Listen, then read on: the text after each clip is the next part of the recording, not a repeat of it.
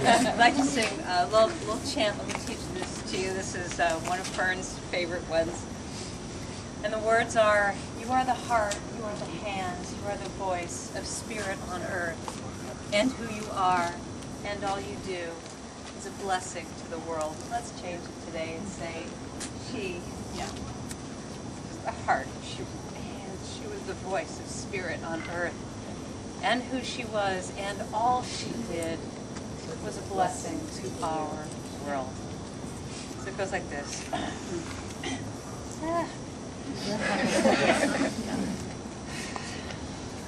She's the reason I'm here. She was the... Oh, I have to go back.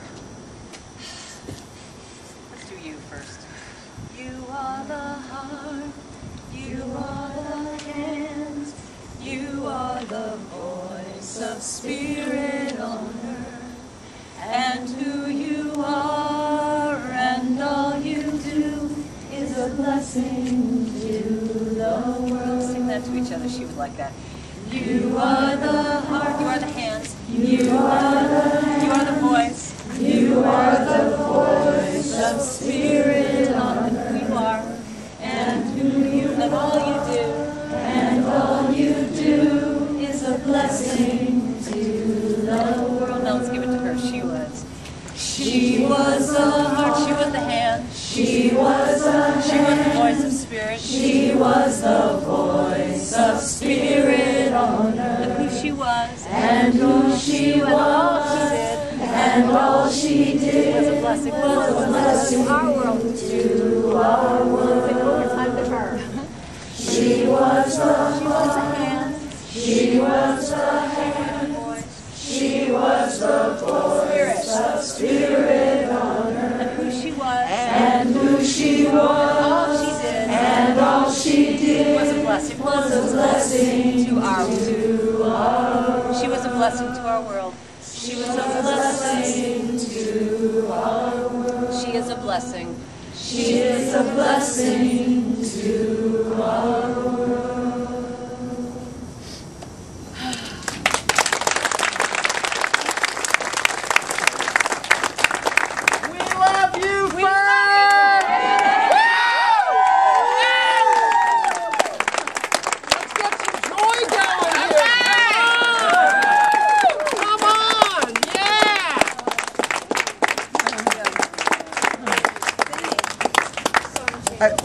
In one of our very first conferences, I did a workshop on the importance of connection, and Fern and Tom Ferguson came to me and said, would you mind if we tried to set up a support group for people who have cancer?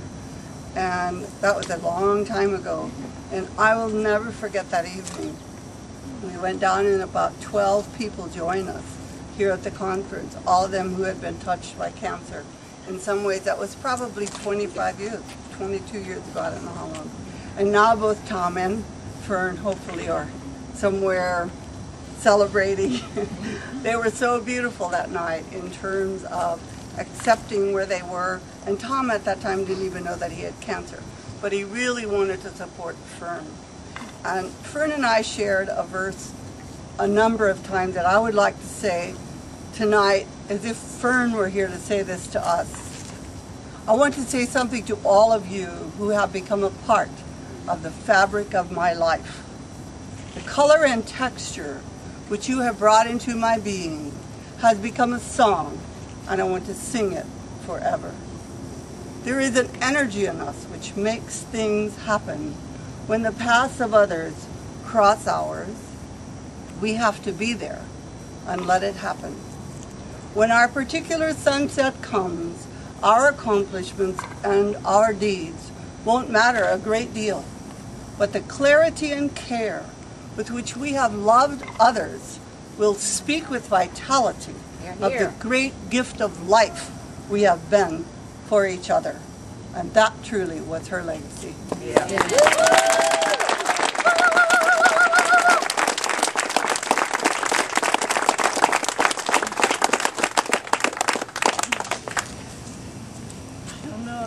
I'm like so on a different plane than that, but I'll say it anyway. I've known Fern a long time, but she's always been this pillar of strength that I've drawn from as opposed to a close friend. But she's always seemed like a close friend, even though I didn't spend a lot of time with her, and I think she was that for a lot of us.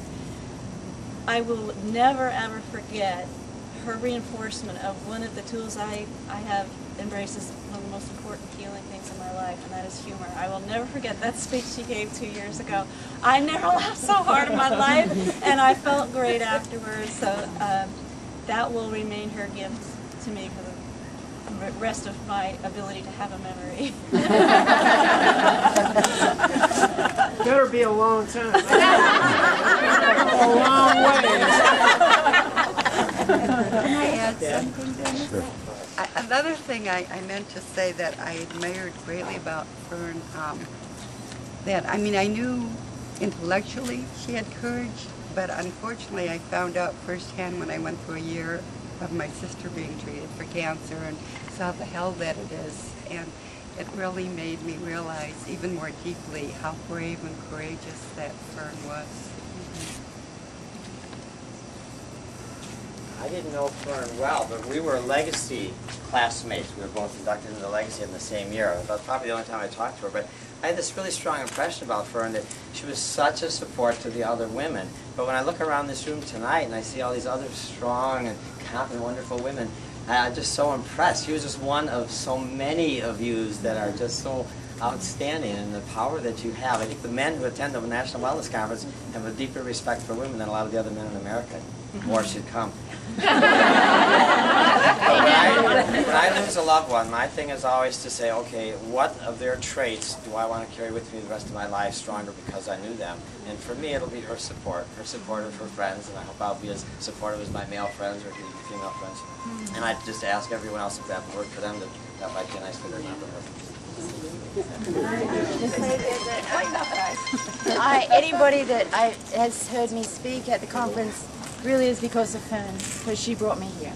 And not everybody knows that, so I thought I would say that wow, she took me by the hand as a physician that said, "You're going to come to this summer camp thing." I said, "Wow."